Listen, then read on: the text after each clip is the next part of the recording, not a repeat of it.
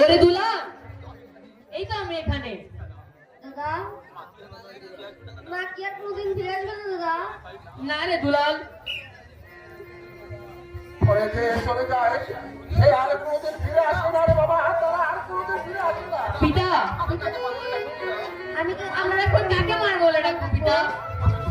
পরে বাবা তোর মা চলে গেছে, তাকে কি হয়েছে? আমি তো রয়েছি, আমি তোদেরকে এত যত্ন করে মানুষের মতো মানুষ করবো।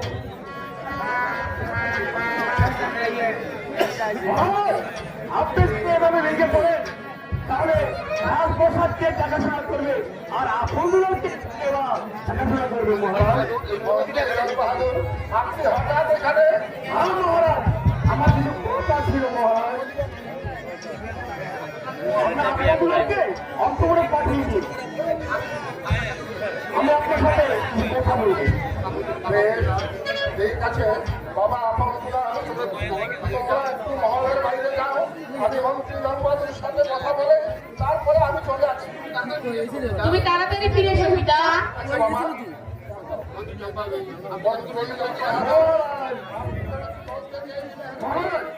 আমি প্রজমহলে গিয়েছিলাম মহারাজ, প্রজমহলে গিয়ে শুনতে পেলাম প্রজা বলাবলি করছে রানী রাজলক্ষ্মীর উত্তর করেই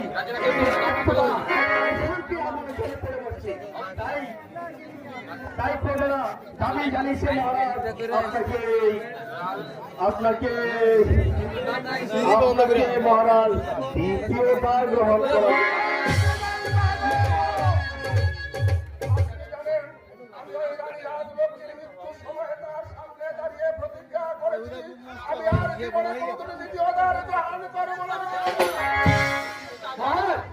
আমার কথা না মহারাজ, আমি প্রজাদের কথা বলছি মহারাজ, প্রজারা দাবি জানিয়েছে, আমি ঠিক তাই আপনাকে জানিয়েছি।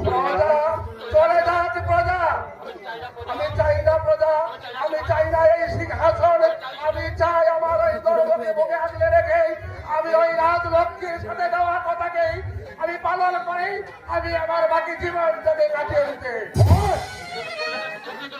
আপনি যদি প্রজা থেকে খেপিয়ে চলেন মহারাজ, তাহলে সমস্ত রাজ্য নেই চলে পুরো চাকরি হতে হবে মহারাজ।